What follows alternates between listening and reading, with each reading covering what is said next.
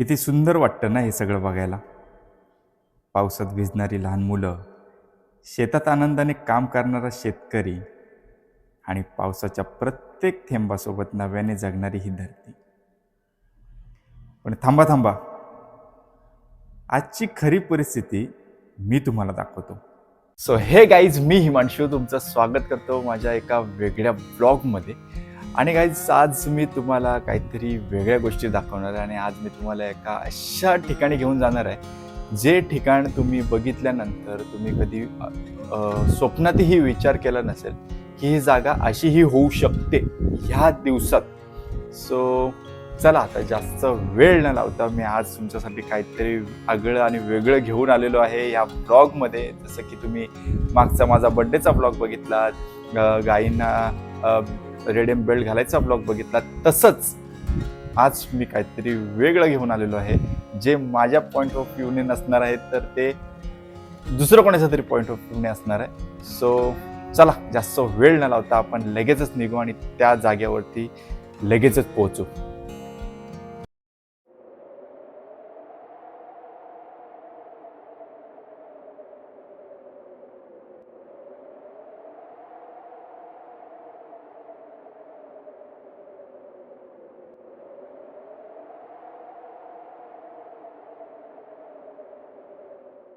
तुम्ही सगळी माझी वाट पाहत आहात ना? कधी येणार पाऊस, कधी भिजणार धरती, हाच प्रश्न प्रत्येकाच्या मनात आहे. पण आज मीच तुम्हाला एक प्रश्न विचारू का हो?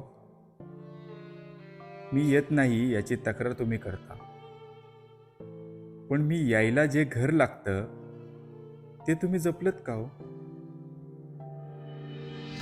हे बघा, तुमच्या गरजा पूर्ण करण्यासाठी तुम्ही माझ्या मित्रांचं कत्तल केली. माझं आणि झाडाचं नातं खूप जुनं आहे, पण तुम्ही जर माझे साथीदारच जिवंत ठेवले नाहीत तर मी येऊ तरी कोणाकडे?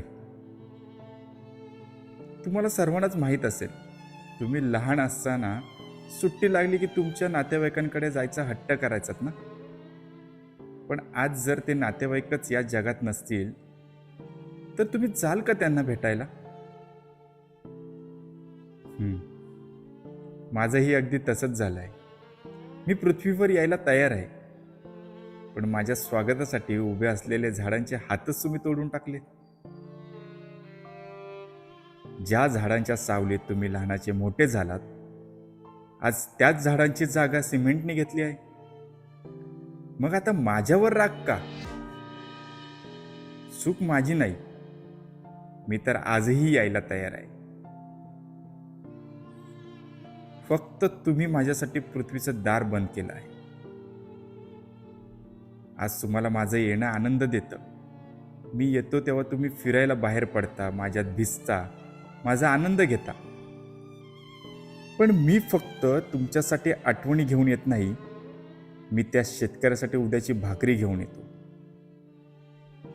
ज्या शेतकऱ्यांच्या हातात माती असते, त्याच्या घरात माझ्यामुळे चूल पेटते, माझ्या प्रत्येक थेंबावर त्याची स्वप्न उभी असतात. पण जर तुम्ही असंच झाडं तोडत राहिलात, निसर्गाचा समतोल बिघडवत राहिलात, तर विचार करा, त्या शेतकऱ्याचं काय होईल? माझ्याशिवाय तो शेती कशी करेल? आणि जर त्याने शेती केलीच नाही तर फक्त तोच उपाशी राहणार नाही, एक दिवस तुम्हालाही उपाशी राहावं लागेल. कारण माणूस पैशाने जगू शकतो, पण अन्नाशिवाय नाही. वेळ अजूनही गेलेली नाही. निसर्गाला जपा, कारण मी फक्त पाऊस नाही, मी तुमच्या उद्याच्या जगण्याची आशा आहे. आज तुम्ही निसर्गाला कितीही हरवण्याचा प्रयत्न करा, पण एक गोष्ट कायम लक्षात ठेवा, निसर्ग नेहमी तुमच्या 2 पावलं पुढेच असतो.